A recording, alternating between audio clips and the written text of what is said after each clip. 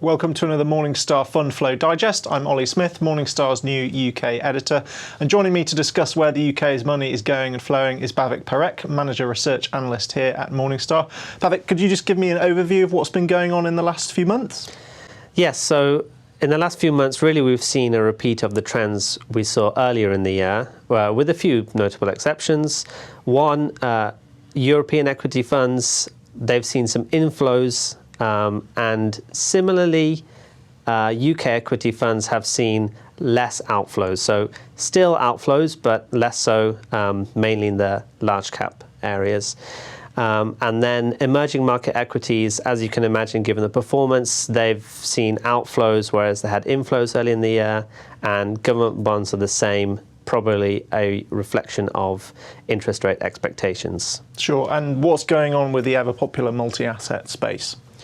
So with the multi-asset funds, over the last 12 to 18 months, we've seen a lot of inflows.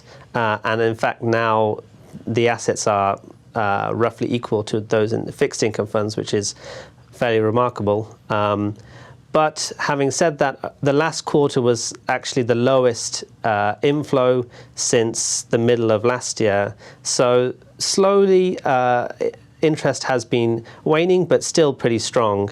And I think part of that is driven by IFAs, but also asset managers have been really keen to push these funds, so that's helped to grow the assets there. Sure. And just on active, passive, what's the current split, roughly, do you reckon?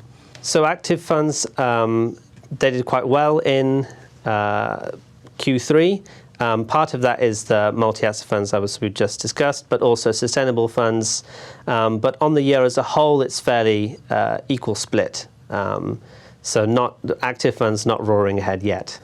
Sure. Just wanted to discuss fund houses with you. Last year we saw some fund houses doing phenomenally well, people like Baillie Gifford, perhaps starting to rival the Goliaths of BlackRock and Vanguard. Perhaps there was a new trend there, but who's doing really, really well at the moment and in the last 3 months?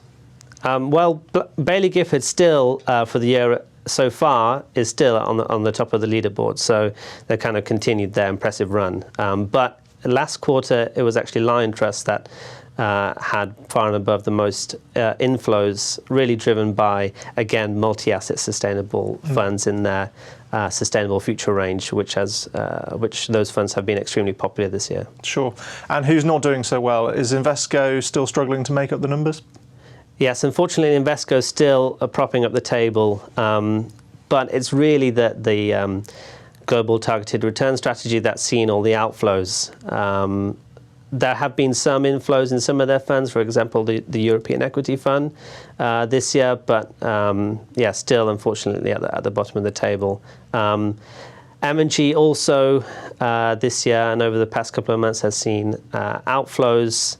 We saw big outflows from the property fund early in the year, then also some from the Global Dividend Fund and more recently from some of the bond funds. So they've had, I guess, a more difficult time of it as well.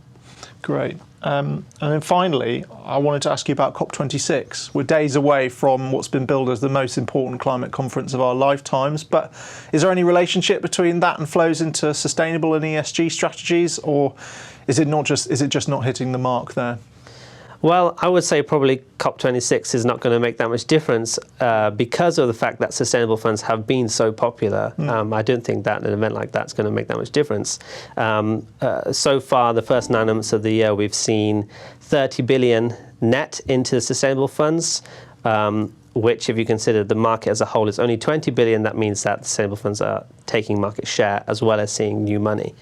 I guess that the one potential headwind we've seen is growing concern over greenwashing, but this week the government released some more guidance on sustainable disclosures, which should hopefully reduce those concerns and allow investors to make better choices, which can only be a good thing. Bhavik, thanks so much for joining me. Much appreciated. Check out morningstar.co.uk for all your investing and fund information. Until next time, for Morningstar, I've been Ollie Smith.